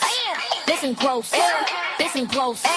Listen close. They remove the ban on deporting the citizens. They're clearing the clearing for the bullets in the prisons. From Indianapolis to D.C., the wall is falling down. They can't stop the movement when we're holding down the town. Got boots on the ground, moving through the mist. They want the total surge. We're coming with the fist. Power. Boots on the ground, yeah, the narrative is dead. Trump firing the chiefs while the streets are seeing red. Stay down, lay down, lay down, lay down, lay down, lay down, lay down. The surge is crumbling. We see you. We see it all.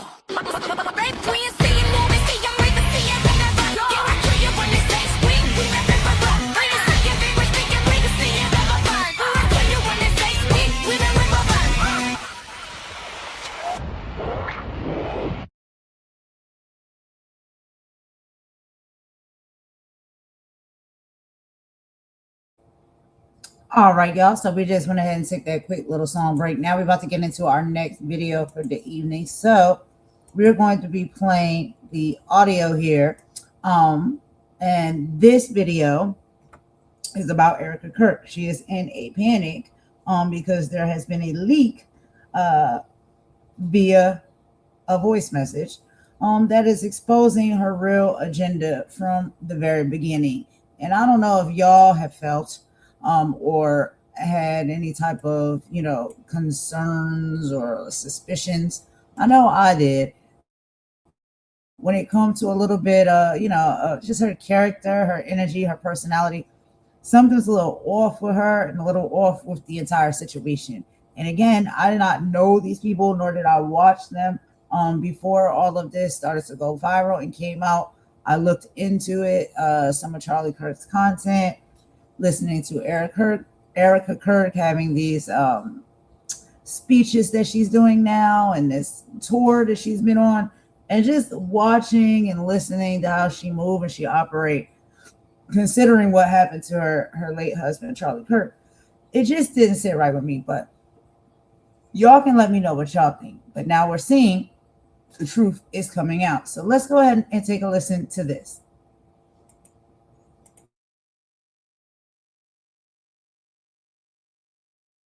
You know what? Fine. Candace Owens, a little unhinged, but she has a point. Wow. I don't even know where to begin. The fact that we were able to pull off an event of a century, it's just insane.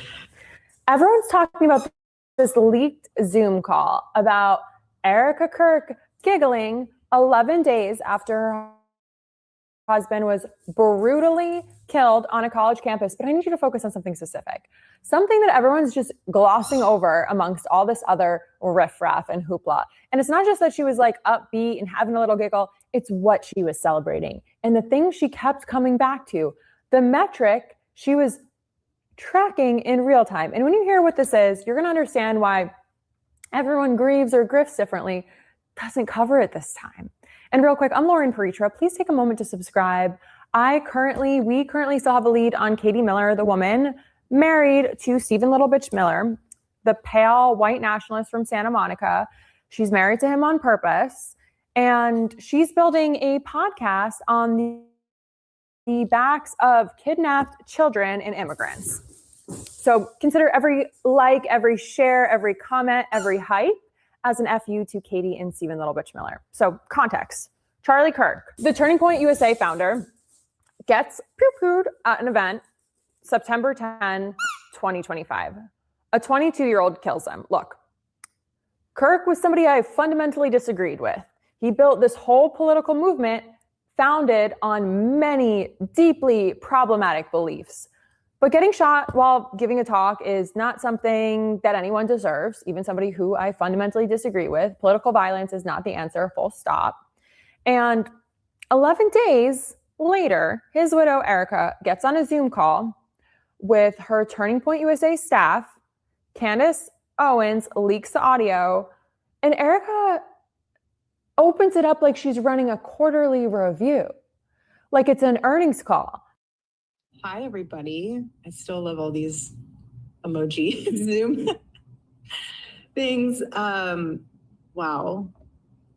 I don't even know where to begin. the fact that we were able to pull off an event of a century, like it's just insane. We had over 275,000 people that attended, and stadium overflow, Westgate, insane. Event of the century? This is your husband's funeral. An event you pulled off? We had 275,000 people that attended in a stadium overflow. A stadium overflow? Most widows can't even get out of bed in 2 weeks. And Erika's over here calculating capacity metrics and like treating it like KPIs. And I'm thinking, okay, she's on something, or there's some serious compartmentalization going on. Some people just go on full autopilot. Everyone does respond to trauma differently, because feeling anything like what she should be feeling would shatter somebody. But then she says something that makes it clear that this isn't shock, that she's excited. I think we're at like over 200,000 for merch sales. Don't quote me on that, because I think it just keeps like bumping up like crazy. 200,000 for merch sales at her husband's funeral, at his memorial. Someone designed hoodies, someone approved them, and someone staffed these tables. I covered this a few weeks back, or maybe even a month or so back now. They had these merch items for sale within 24 hours.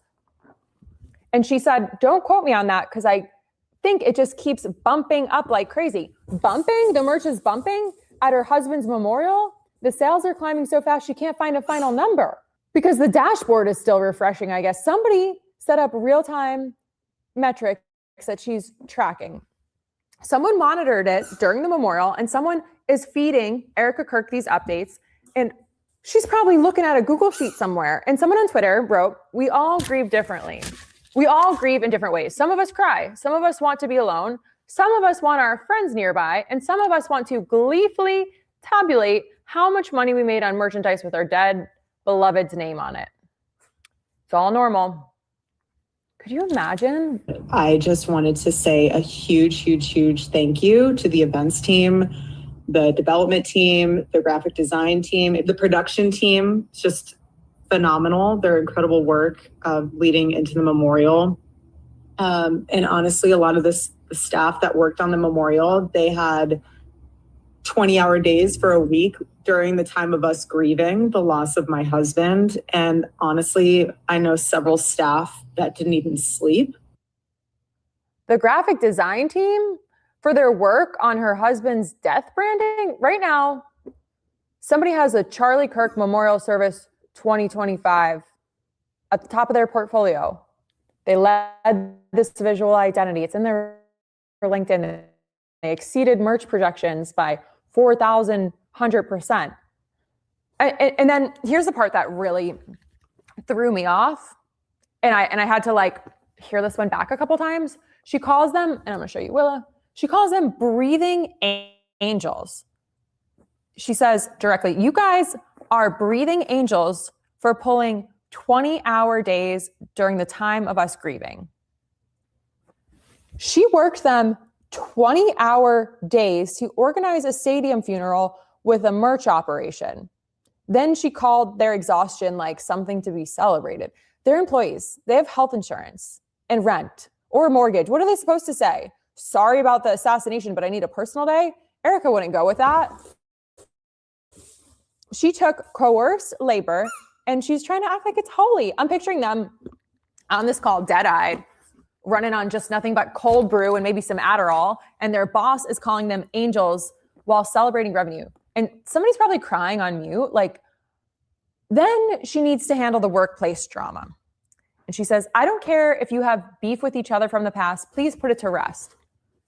I feel like the next thing she's going to say after that is like, please have some babies. She says, my husband's dead. It's like a weird PowerPoint transition. She's using his death as like a means to put into perspective how life is short. I guess the emotional weight of the way she delivered this was with the emotional weight of the copier is jammed. Just, my husband's dead.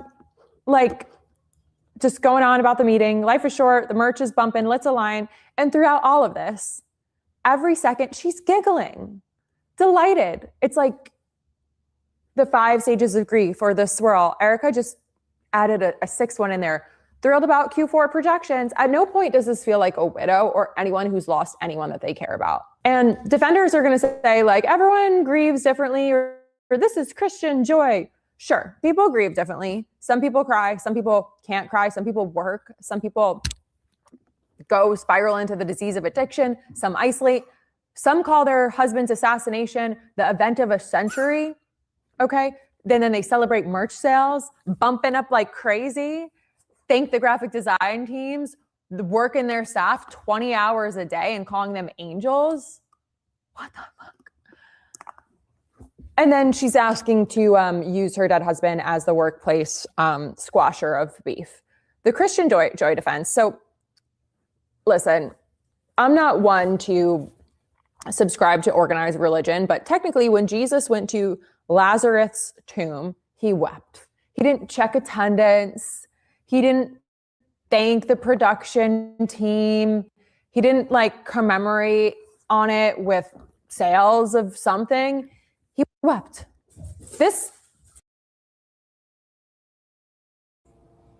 All right, y'all. So let's go ahead and get into this next audio. And this one is the raw audio directly from Candace Owens. So I want y'all to hear a little bit of this as well. Give me just a second. I'm going to get this up on the screen so I can play this audio for you guys. And y'all let me know what y'all think. It's just, a lot of these people and a lot of these things are very questionable. We are living in a day and age of like where people seem to really desire to want to be like actors, actresses, stars, and celebrities of some kind by any means necessary. And the truth is starting to come out about a lot of people as to what they really are. They're in it to win it, whether they're in relationships, marriages, businesses, it doesn't matter. Whatever it is that they have in mind, their goals that they're trying to reach, they'll try and reach those goals by any means necessary, even if it means connecting themselves to someone, marrying someone, having children with someone, just to get across the goal pole. I don't know how y'all think and feel about that. I think it can be nasty work. And again, all of this stuff is alleged. We can't be sure, but I know what it looks like and I know what it sounds like. And to me, it's a little bit questionable. Y'all let me know what y'all think. Let's go ahead and get into it. All right, you guys, happy Tuesday. I survived the ice storm. I'm sorry that we were down yesterday. We had no internet, but we are going to make up for it with a show this Friday. Anyway, what do I have for you today? Okay, before we dive in, a quick thank you to Nimi Skincare for supporting the show. New year, new skin, same values. I appreciate that Nimi focuses on quality, simplicity, and skincare that's made right here in the USA without chasing trends. You can visit Nimi Skincare. Basic journalism. It existed. I know it seems very far off, but it would be considered probably back in my day, literal insanity to allow someone to take over the reins of an organization that quite literally relies on the goodwill of the public. It's a charitable organization, which happened to have raised over $250 million following the assassination of its founder. And then apparently nobody's interested in doing a basic profile piece on the new chairman and CEO that took over. Like that's actually, that makes no sense. And so that's what we are committing ourselves to. We are doing a couple of episodes to separate fact from fiction when it comes to the background of Erika Kirk, because the public deserves to know. And like I said, it's basic journalism. This entire idea that, well, Charlie wanted this, that just would fly probably actually nowhere in the world, not even in the old world, not even under monarchy rule in the 11th century. In England, would that work? You can't just say, oh, well, that was his missus, that was his queen consort, and hand her a kingdom. Even under that model, it would be Charlie's son that would inherit Turning Point USA. So stop doing that. Stop saying that. Doesn't make any sense. The public is not biting. I am not biting.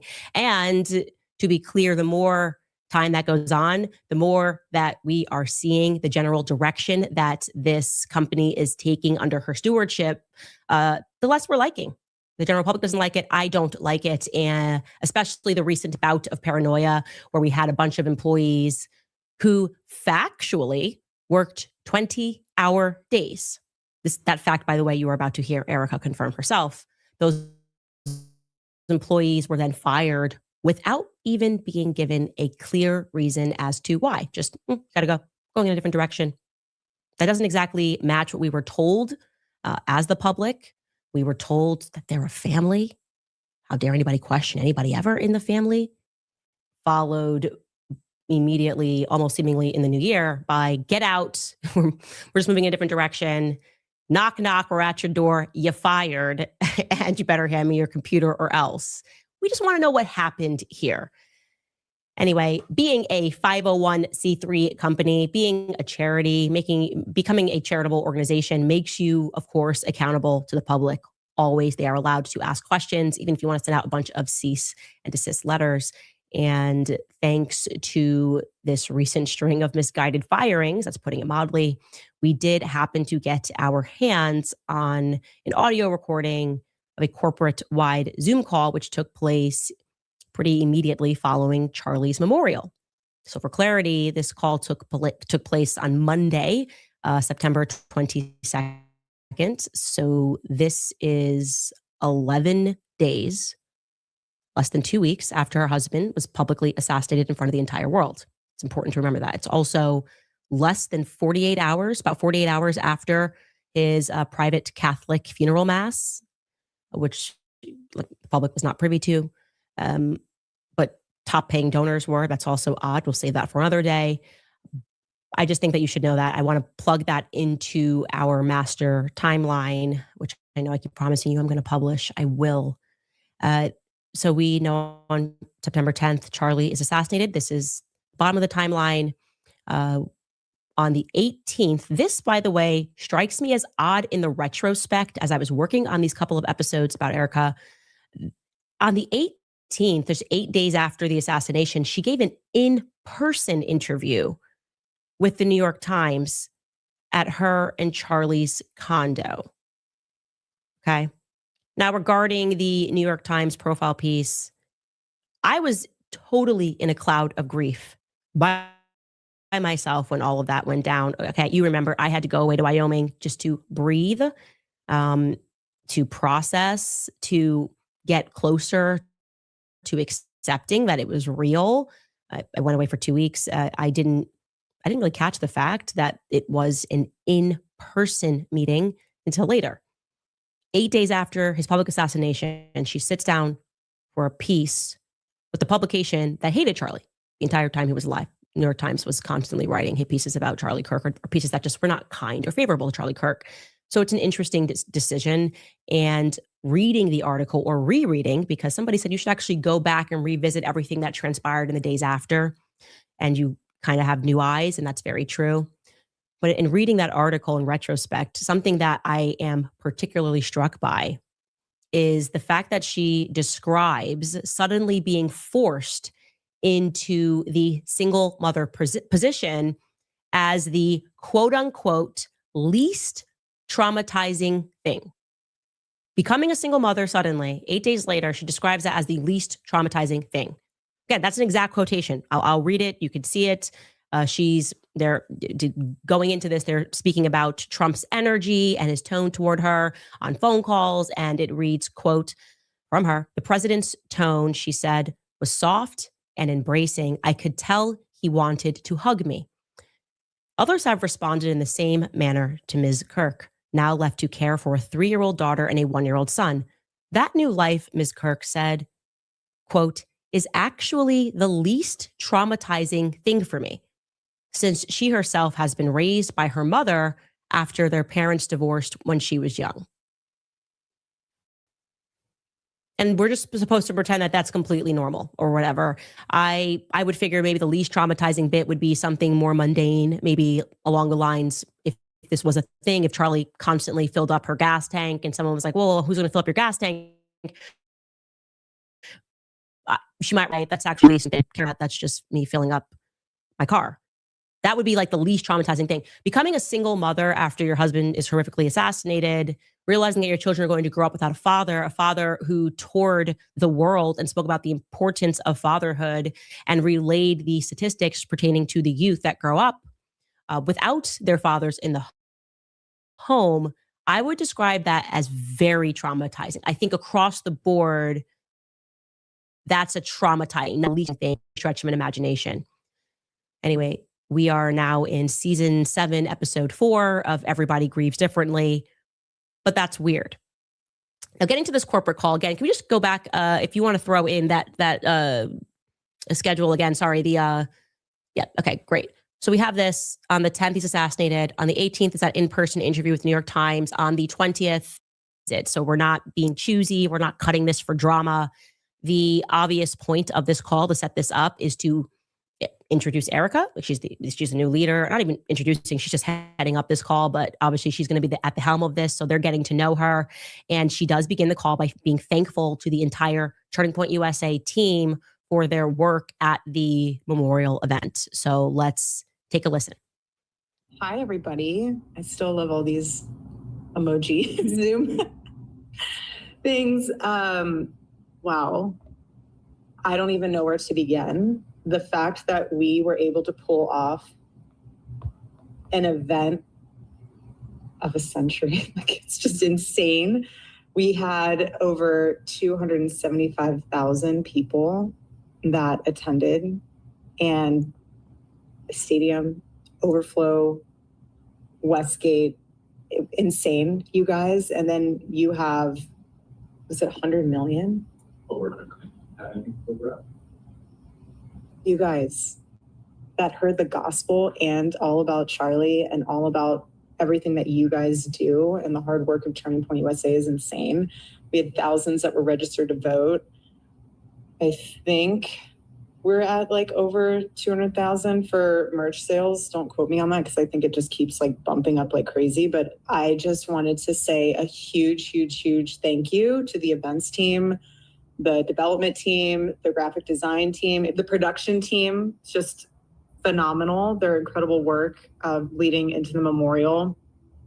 And honestly, a lot of the staff that worked on the memorial, they had 20-hour days for a week during the time of us grieving the loss of my husband. And honestly, I know several staff that didn't even sleep.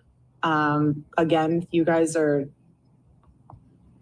breathing angels, and I'm so grateful for all of you. And obviously a huge thank you to the Mosaic team.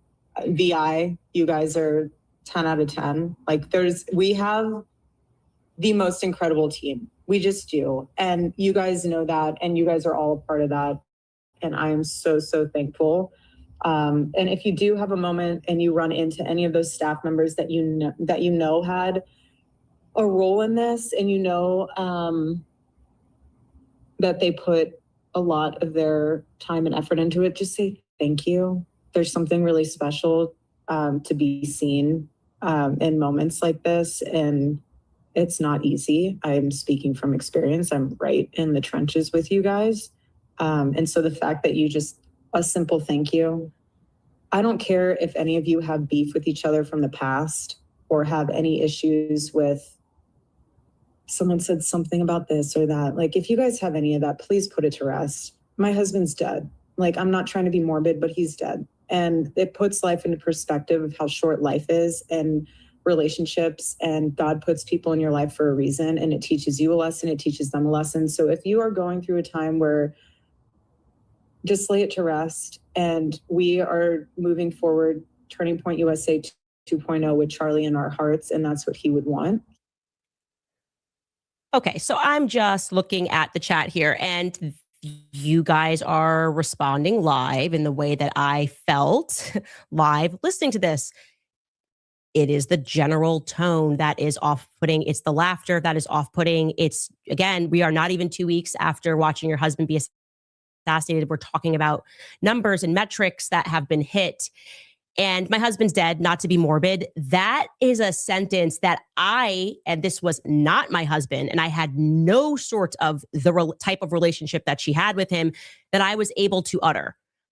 Least of all, I mean, that's moving pretty quickly to the acceptance phase. Now, we know everybody grieves differently. In my imagination, I just thought she would be more upset.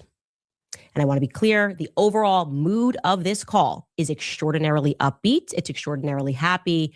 But of course, as the CEO and chairman, she does have to address the elephant in the room, the morbid elephant in the room, if you will, because it's an obligation. You have a new CEO.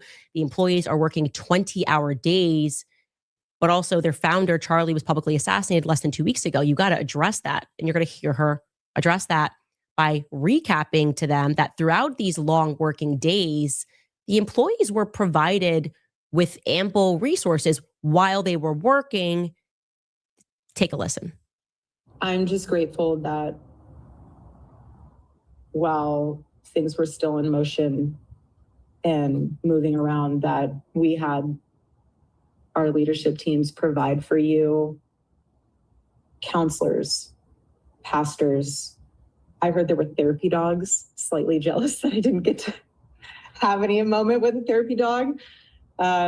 Breakfast. I was really adamant about making sure that we paid for your flights for your spouses to be there. That was something on my heart. You don't want to grieve alone. No one's supposed to grieve alone. It's not healthy. But I just think it's a beautiful honor that all of these benefits were made for the community to grieve and remember Charlie. And I really hope you took advantage of those in a healthy way when they were provided, because it's meant to be for everyone, for healing. Grief comes in waves.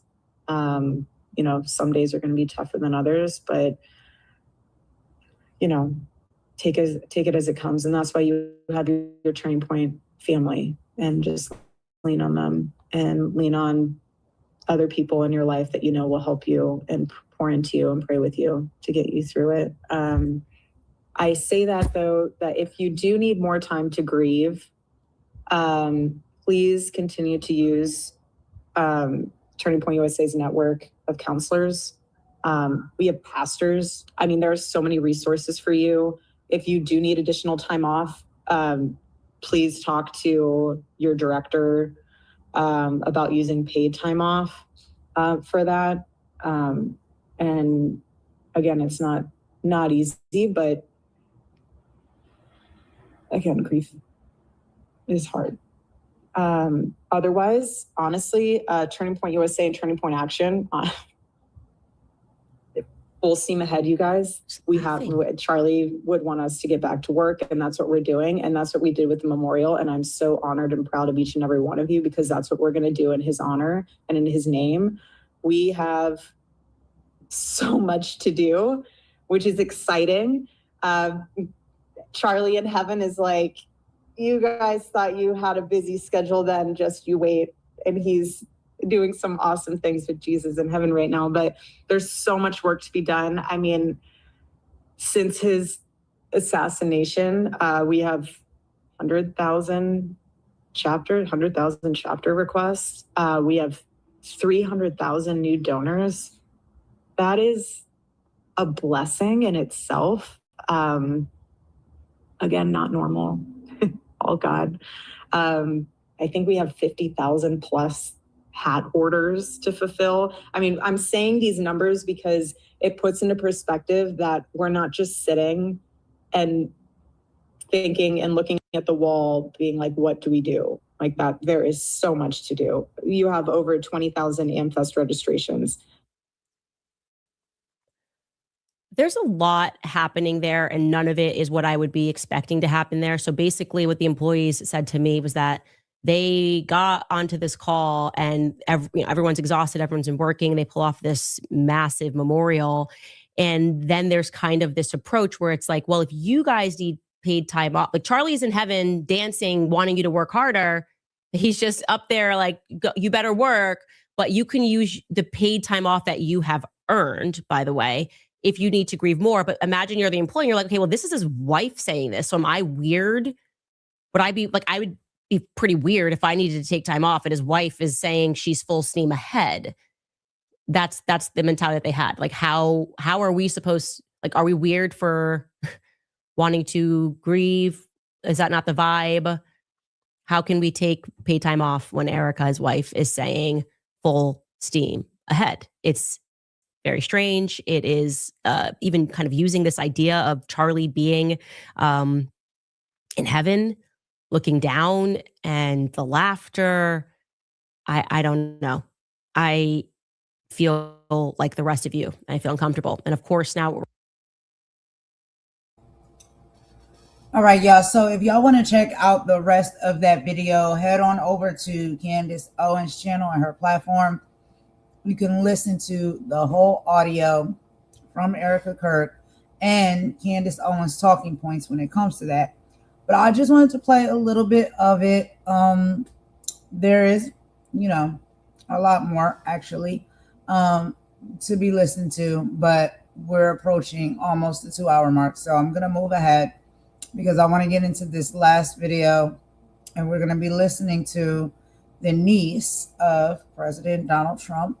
And she's going to be talking a bit about his personality traits and why he moves and acts like he operates. And basically from what I listened to, what she was saying is giving, what we typically have learned if you have been in experience with anyone, maybe that's a narcissist or anything like that.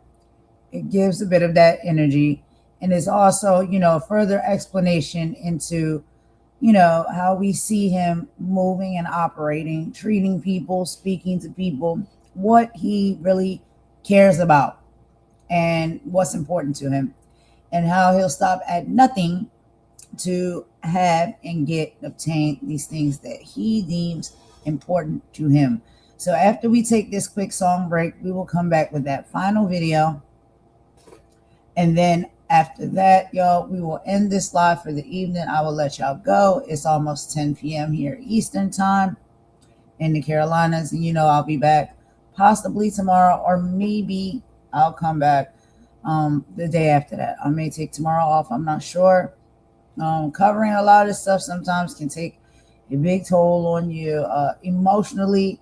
It's a lot going on, y'all. It's really serious things that's going on. We report on it over here. We talk about it. We get our thoughts and feelings out on how we think, when we see and hear these things, especially when it comes to what is happening within our government and our political sector. We watch these people, as a summary real quick with the whole Erika Kirk and Charlie Kirk situation. We watch some of these people and stuff that to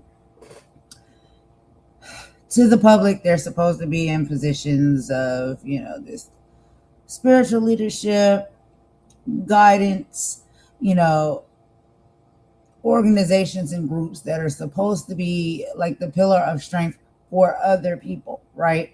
That look up to them as role models, look up to them for hope and strength, advice and leadership. And, sometimes, I don't know, it's just, we're seeing now that when you take on those positions and you are in those places, it seems to be one of most of the easiest places to take advantage of people, but also of the situation for your own personal gain and whatever it is that you may be looking to gain, which we see when it comes to a lot of these people is very much monetary. It also is, fame, popularity, things like that. And so we can't be sure. Like Candy said, which I thought was, I couldn't agree more. And I understand that we can never really speak on how someone else grieves, and how they decide to grieve and what they decide to do in their times of, mourning. But it is quite questionable. A lot of the things that played out and happened as we watched the reports on them and listened to the reports on them have been quite questionable. So I don't know, y'all. these reports will continue to come out. I'm pretty sure people are still looking into this and following it very closely. They're watching her very closely. We have to remember, I did do a video and I did do some content where we did see MAGA Minaj. She was over there with Erika Kirk. That's questionable. That makes you raise an eyebrow. And it's just a lot of things is very strange. It's just like, I don't know. I do think that a lot of stuff, it almost makes you feel like we are living like in the Twilight Zone. Like stuff is very strange and weird. It's giving very much sci-fi these days. We can't really be sure, right?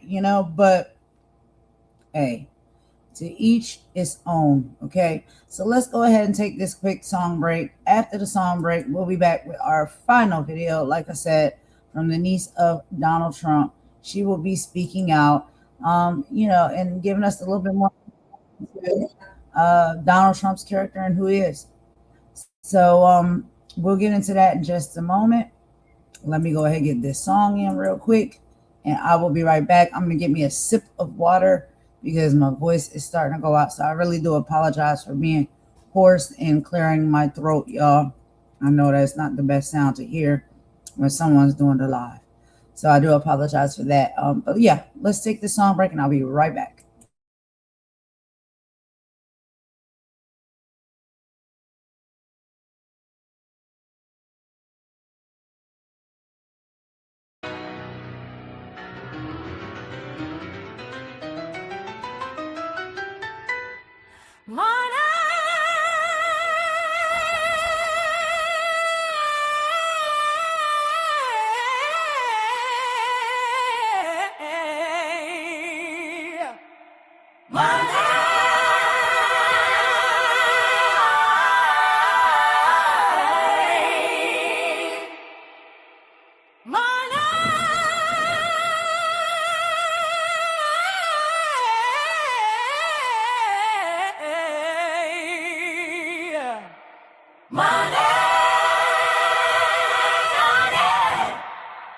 I was born to pray, hands up to the sky, but the pastor's checking bankrolls while the widow's crying dry.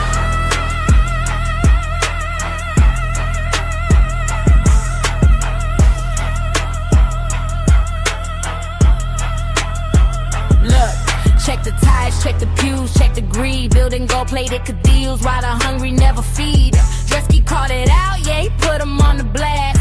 Touch a guy's skit, now the joke is gonna last. They don't care about the spirit, they don't care about the word. Just a bounty on a blessing, man, it's truly quite absurd. Getting paid by the sea, yeah, they stacking up the ball. While the broken-hearted people think the struggle is their fault. It's a business, it's a racket, it's a holy coded game. Don't sell a miracle water just to glorify the name. He needs a gold stream for the Lord. For the love of money, the mega church is moving through the night. For the love of money, they're trading salvation for the light. For the lean, green, the congregation's all they need.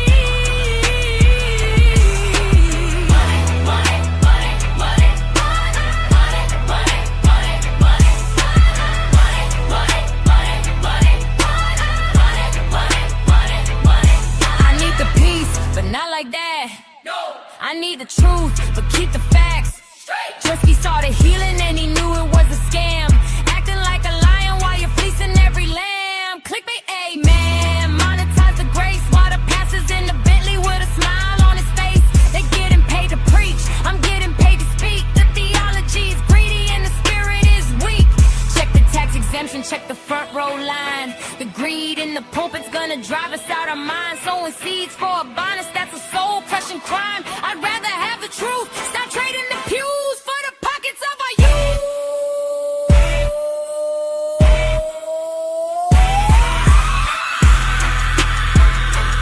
Don't let the anointing change you.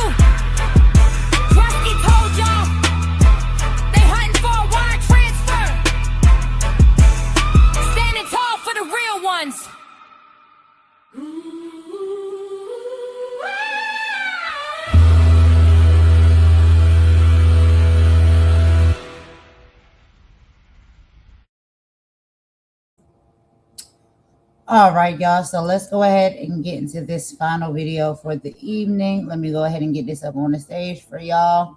We can take a look at this one. This is from MS Now. This is a news report. And so this is actually, like a sit down as well with Donald Trump's niece. And she had a lot to say about Donald Trump and, who he is, why he moves and acts and operates the way he does. And tries to explain some things further for people who may not really fully understand this man's personality and why he is the way he is and does the things he does. So she gives us an inside look, being a family member, a close family member. And so let's go ahead and listen to some of what she has to say when it comes to Donald Trump. Let's go ahead and get into it.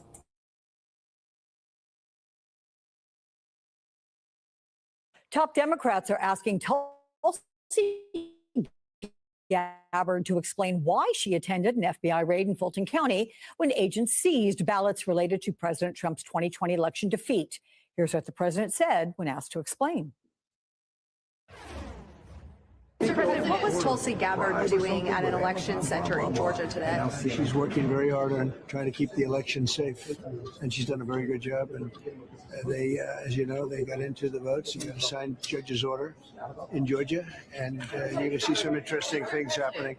They've been trying to get there for a long time. Joining me now is our friend, author and psychologist Mary Trump, also President Trump's niece. She hosts the Mary Trump Show podcast, and she's written books about how Trump's childhood shaped his first presidency. Welcome, Mary. Can you tell me what your uncle means by trying to keep the election safe, and what is he suggesting is yet to come?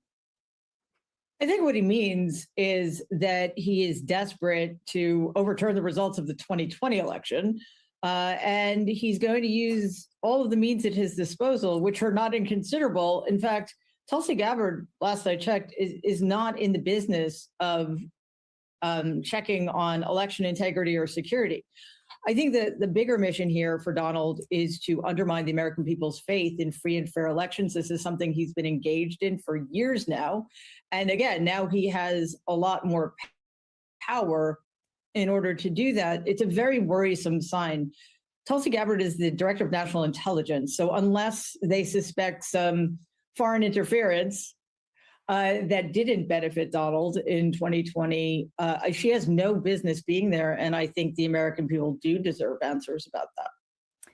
But 2020 is 6 years ago. Why is Trump unable to accept his defeat after many investigations and rulings prove the election results were correct? Why can't he let it go?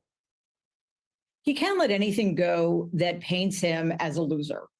And even though he's back in the Oval Office, even though he has more money now because of the corruption in the Trump regime, it's never enough. I've written about this, and it's fascinating to me how it continues to be true, but it's becoming increasingly true. The more power he gets, the more wealth he amasses, the more he looks back to engage in revisionist history in order to convince himself and everybody around him that he actually won everything. So I think it's pretty simple, actually. Donald is a deeply insecure person. And in my family, being a loser was literally the worst thing you could possibly be. It was deserving of humiliation and worse. So he is still trying to rewrite that narrative to protect his fragile ego. So, as you know, this week, he did actually file a lawsuit against the IRS, and it seeks a $10 billion taxpayer-financed payout over the leaking of his tax returns some years back. And last October, he also demanded $230 million from the Justice Department as compensation for the federal criminal investigations that he faced after losing in 2020. What's this really about? I mean, you mentioned money. Is that what it's all about? Yes.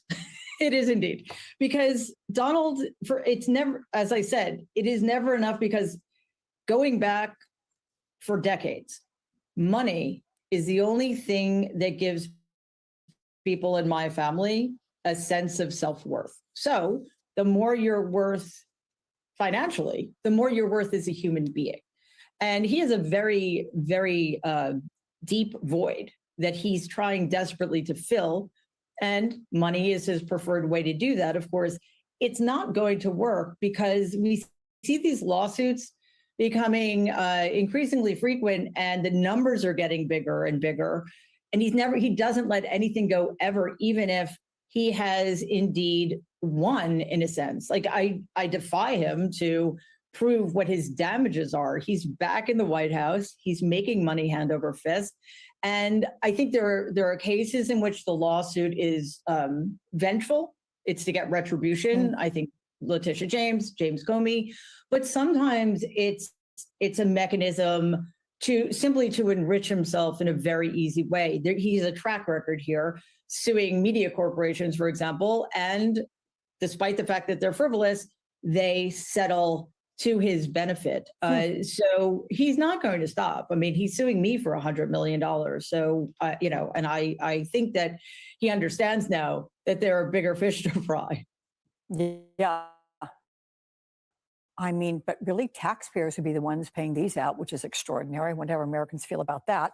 So with all the developments in Minnesota, Governor Tim Walz found himself having to talk to the White House officials as well as the president in the last week. And here's some of what he said about those talks. Let's watch. This is what's so hard to deal with this president. You have to know the psychology of how to do it. Look, I know who I'm dealing with, and I know the reason that he was calling me was he needed something from us. He needed it not because this is a horrific situation of a violation of human rights, the potential murder of Minnesotans, an assault on our state that is unprecedented, I think, in American history. The reason he was calling was his poll numbers dropped and it looked bad on TV. Do you agree there's a psychology involved talking to the president? If so, what advice would you give?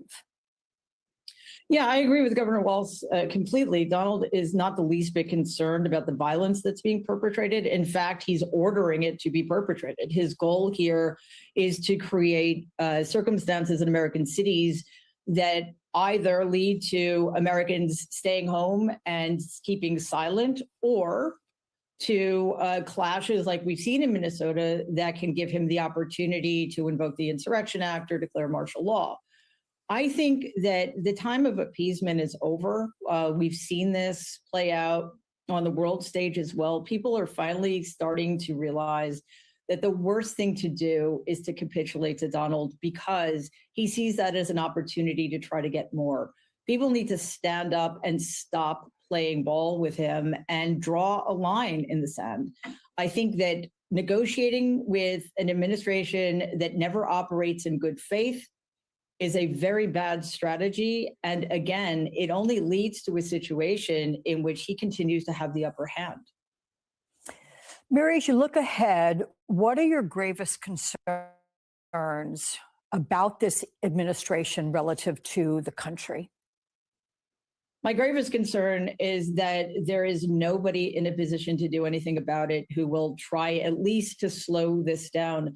What we've seen since January 1st has been, on the one hand, not surprising, but just a shockingly quick decline of America, both domestically and internationally. So we're not just looking at a situation in which American institutions continue to be dismantled. We're not just looking at a situation in which essentially a Gestapo is being unleashed on the American people. We're looking at the possibility that the Trump regime is going to unravel the post-World War II order. And that is going to be extraordinarily difficult, if not impossible, to come back from.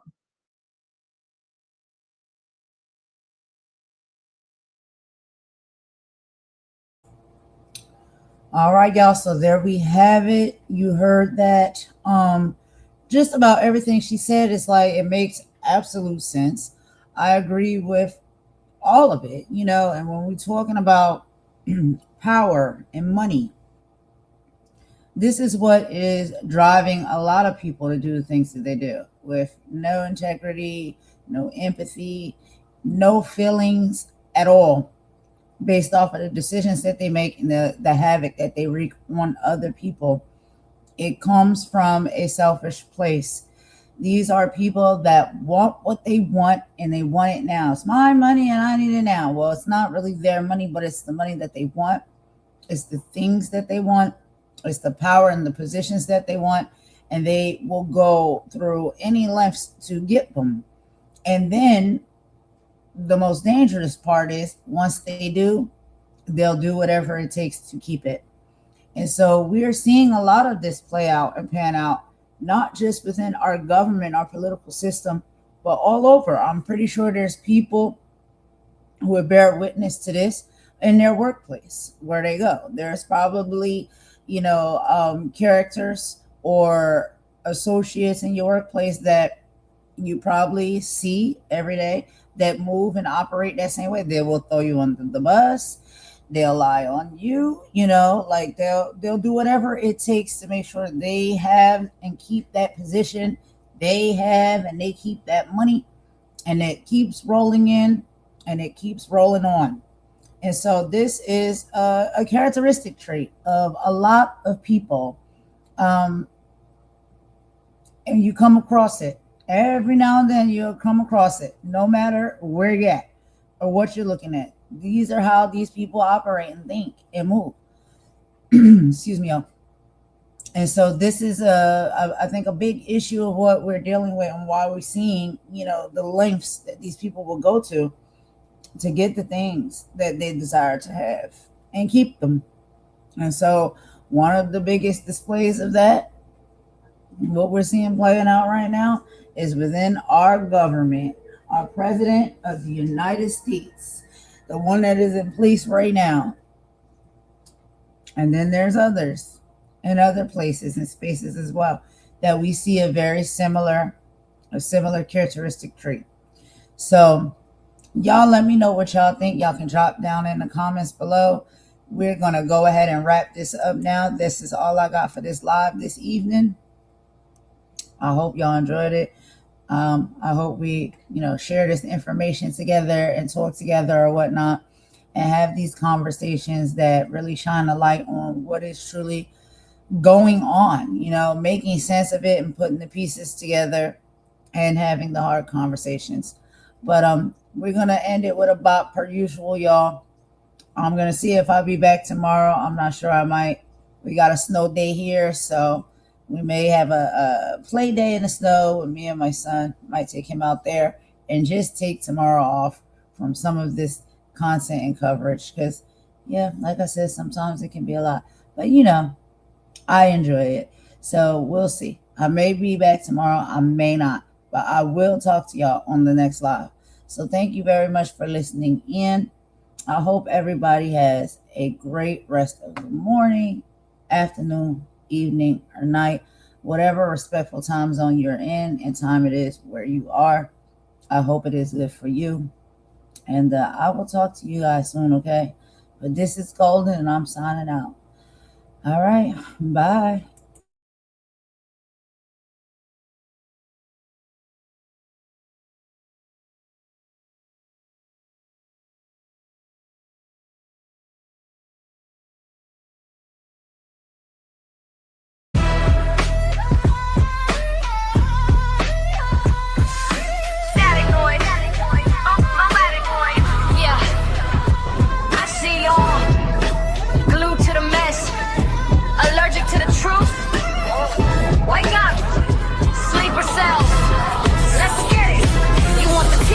If you want the who said what, but when the blood is in the street, you keep your big mouth shut. You run the numbers up for clicks on every toxic lil, but skip the stream about the kids who barely can survive. You're addicted to the circus dancing for $1 bill, while experimenting on us, popping every kind of pill. Algorithm got you trapped, a digital lobotomy. You'd rather watch a dummy tech than learn about autonomy.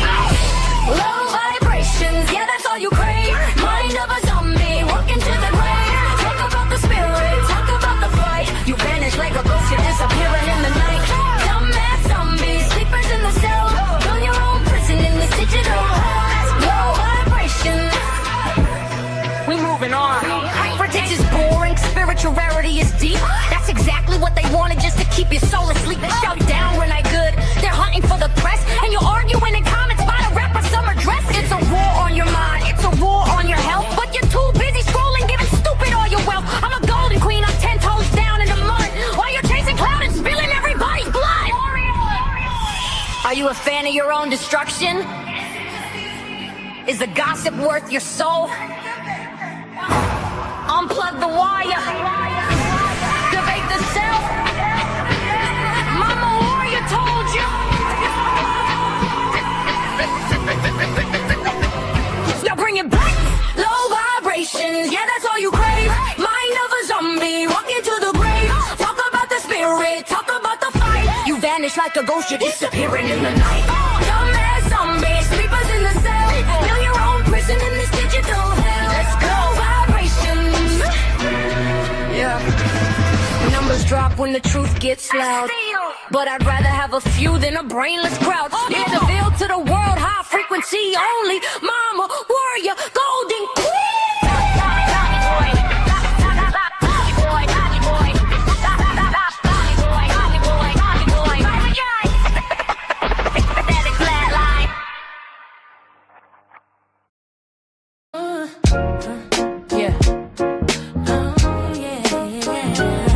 You tuned into the right place.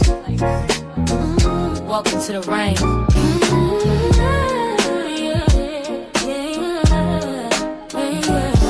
Golden Queen. H2.0.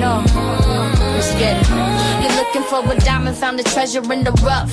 Tired of all the noise, cause you finally had enough. I'm here to build a movement on a mission for the nation. Dropping gems of knowledge, killing all the hesitation. We fighting for the truth, yeah, we fighting for what's right. Building unity and shining up a brand new light. It's a variety channel, but the vision's crystal clear. Pushing us all forward, conquering the doubt and fear. Yo, welcome to the queendom. H2.0 on your screen, with the content's real and smart and funny in between. This is more than just a stream, it's a platform for the change. Time to elevate the game and rearrange. So if you're ready for a vibe that you can feel and trust, joining in the movement is a definite must.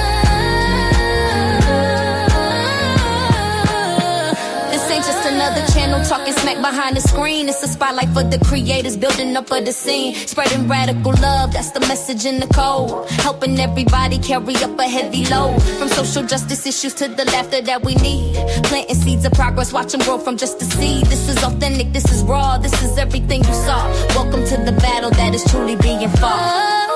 Oh, so come with your respect and see the real effect. Cause I protect my own right here on the throne. Don't make me unleash the dragon. You've been warned.